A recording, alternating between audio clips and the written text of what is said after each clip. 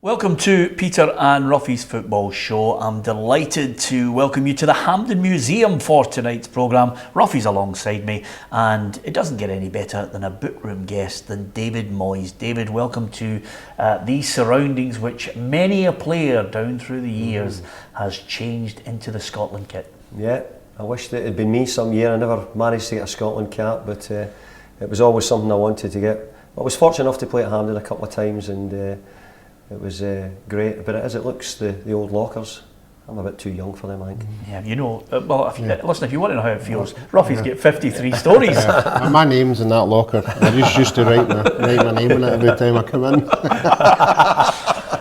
Yeah, it's good to see you here, and there's lots of great memorabilia, including your 1982 World Cup shirt, Ruffy. Yeah, I saw that out there. That's great memories, and as Dave will tell you, when you're football, when you came out of the playing side of it, memories is all you've got, and they're fantastic. Yeah, absolutely. Okay, lots to talk about, Davey. First and foremost, you watched on Sunday the League Cup final. What did you make of it?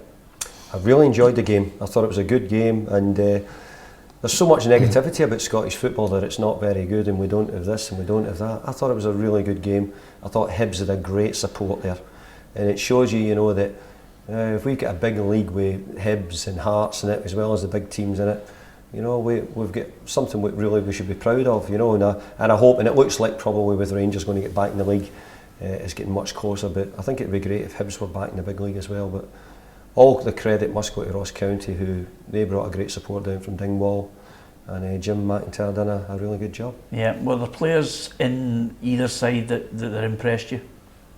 Yeah, there was. I thought Hibs played well. I thought Hibs played well to a point.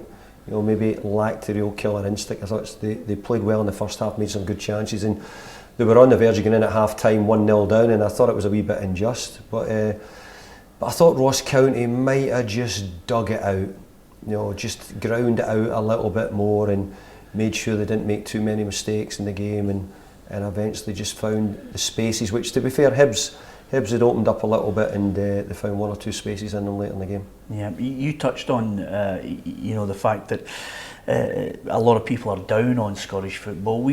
I think we are our own worst enemies on this, but we have dropped. It's becoming more and more difficult to try and bridge the gap.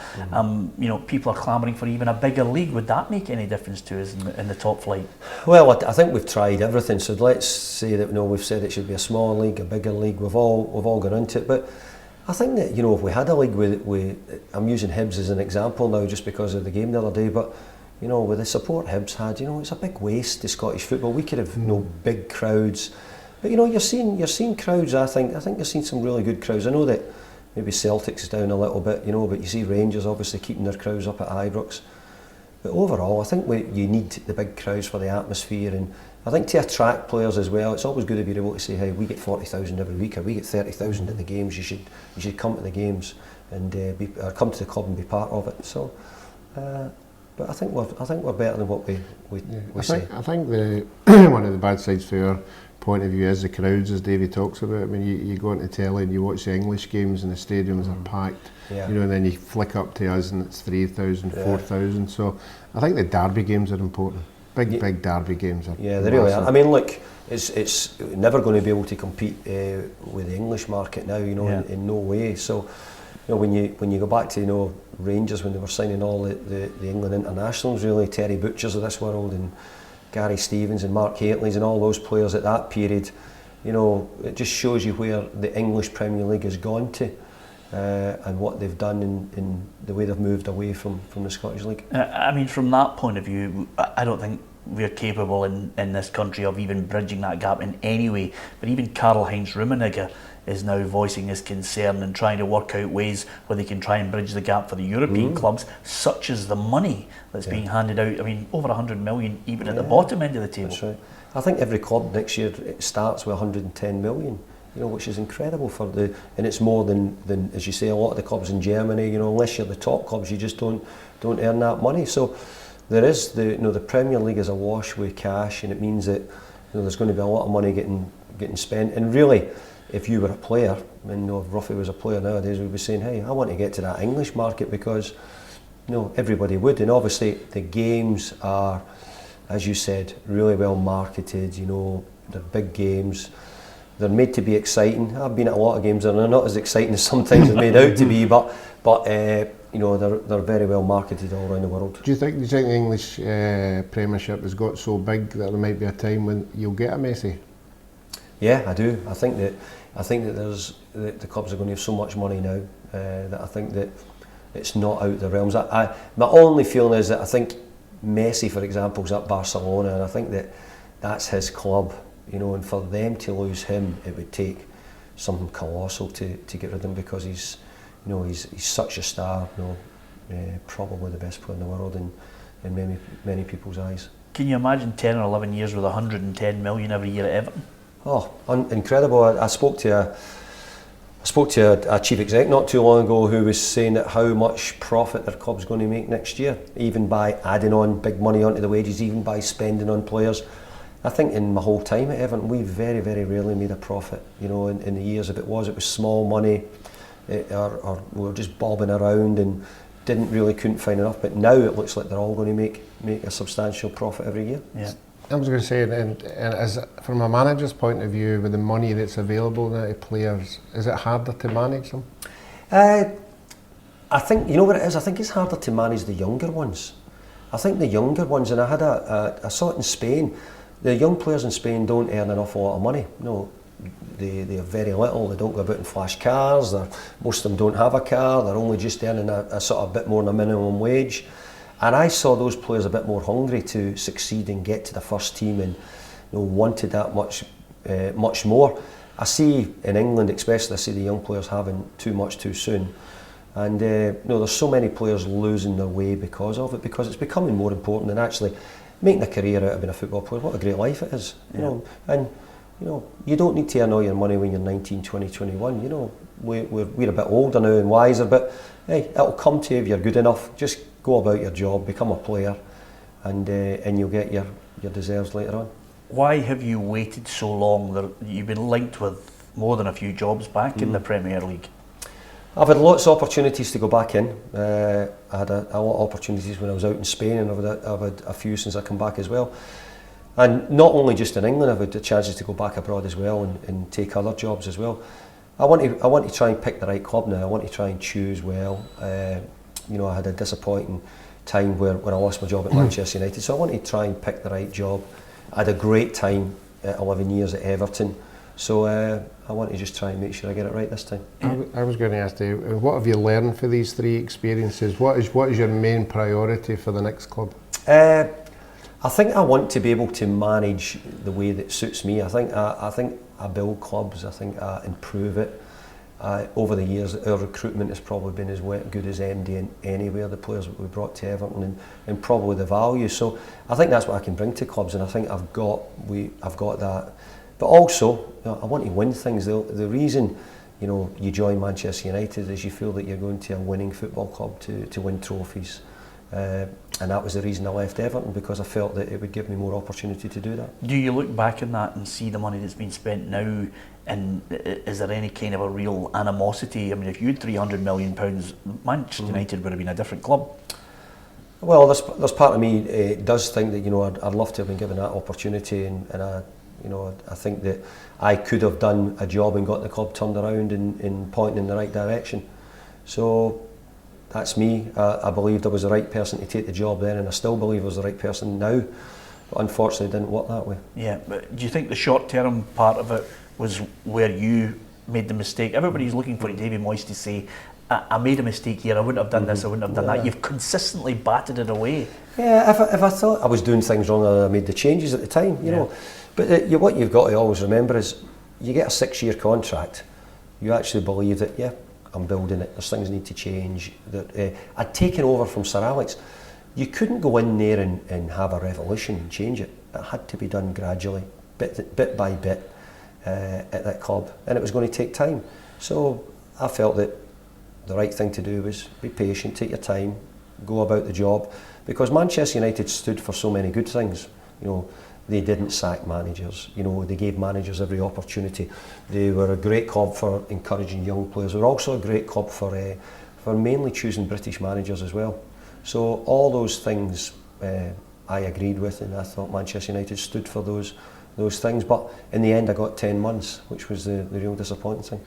Our bookroom guest is David Moyes. We're delighted to have a chat with him. Coming up after the break, we'll talk Newcastle, we'll talk Celtic, we'll talk about his ambitions, where he'd like to be, and we'll also get a bit more of his football chat and some of the players here in Scotland and our hopes at international level. Join us after the break.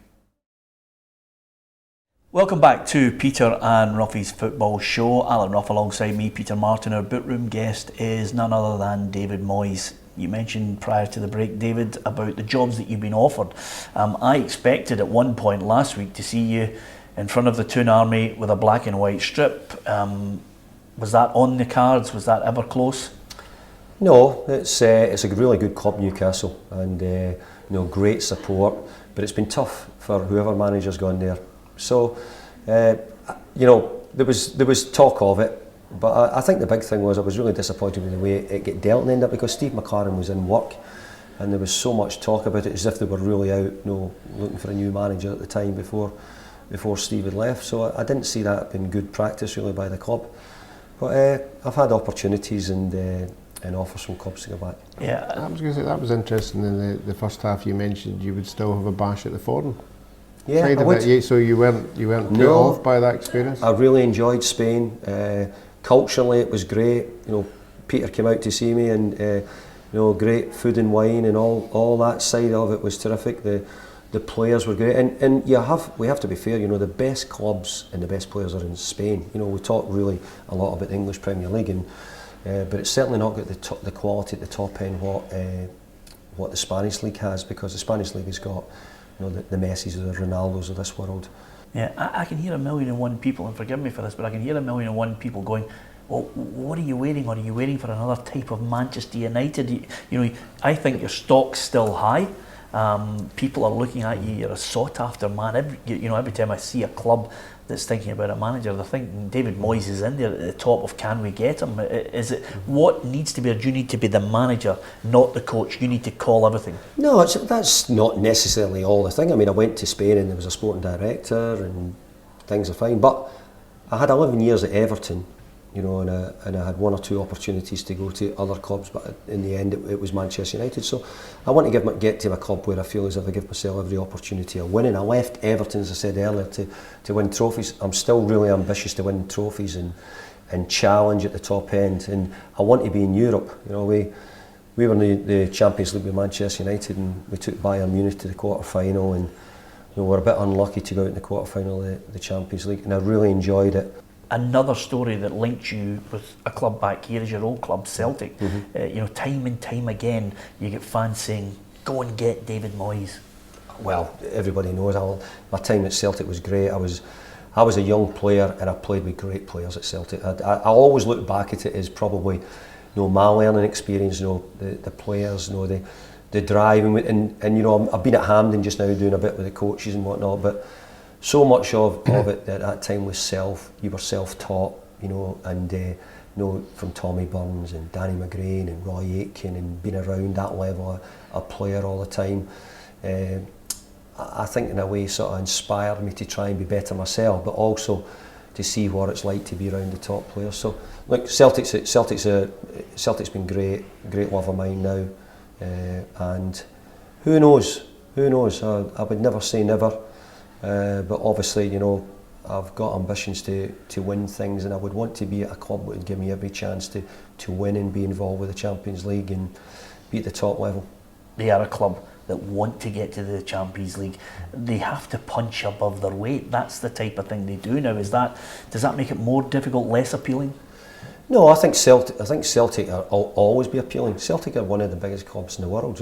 I happen to think that Manchester United are the biggest club in the world, but I think Celtic are up there, certainly in the top 10, as far as I'm concerned, supporter-wise, all around the world. So that's not the problem. I think what we touched on earlier was, does the league allow that? And I think that there's a lot of good things in the Scottish League.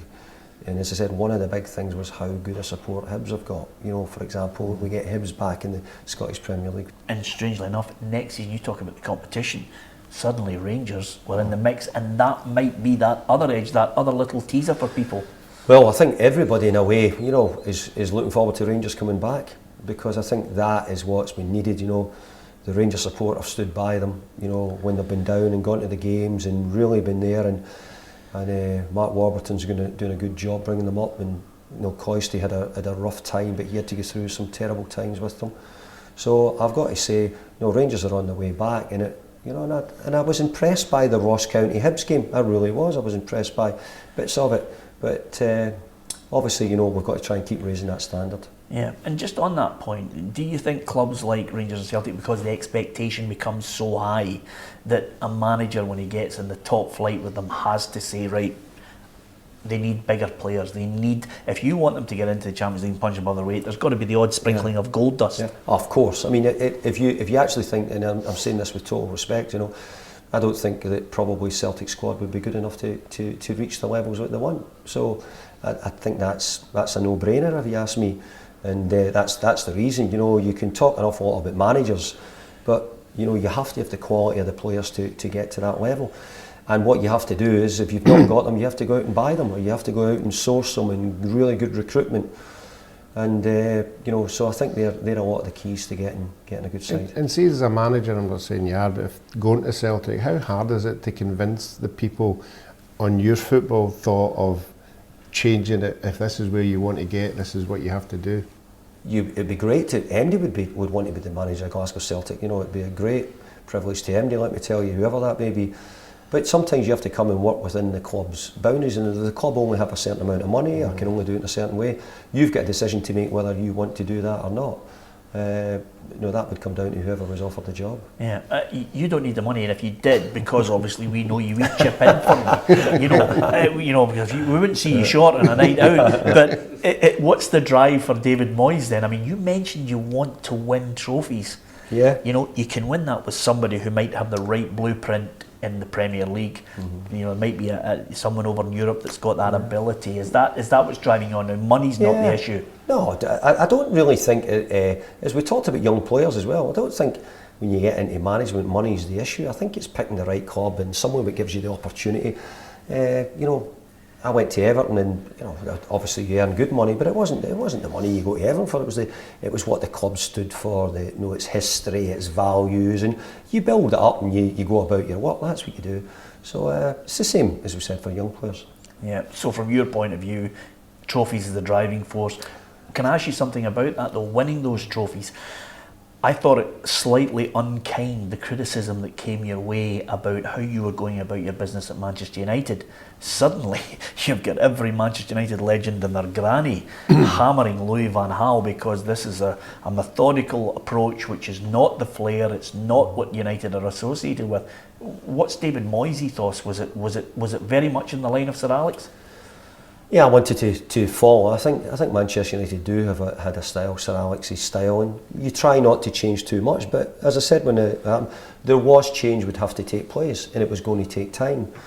Sir Alex had been in for 25 years, and it was just going to be time for things to evolve and change. And you know, it wasn't that you couldn't go in. You got to remember, you know, I was really fortunate. I took over the champions, you know, so Manchester United. So it wasn't that you were saying, hey, you're all going. It was just going to be the journey. But as I said, the journey was supposed to be 6 years to start with. Yeah. And it's a club which had a history of keeping their managers, supporting them when things got difficult. They backed them, you know. And I wouldn't like Manchester United to become a sacking club. So I hope they don't do anything with Louis van Gaal. I know you won't remember this. I'm going to highlight this to you, and obviously Ruffy's wondering what I'm going to say. But me, you, and your brother were in the Genoa Stadium watching Correct. Scotland against Sweden, and I always remember the Tartan Army at one point when Sweden had given the ball away to Scotland. Everyone in the Tartan Army shouted "Attack! Attack! Attack!" and then they lost the ball, and everybody shouted "Defend! Defend! Defend!" I'm just wondering, what is are you in your mindset? Do you think if I've got the players, I'm going to attack and entertain? Of course you do. I mean, like we go back to the roots. Celtic, that was it. It was sort of inbred. You know, that was how you played. You know, you didn't go out to defend. You went out to win the game, and it didn't matter who you were playing. Your job was to win the game. Of course, we're now like your radio shows. There's lots of tactics and know who's playing here and what we're doing.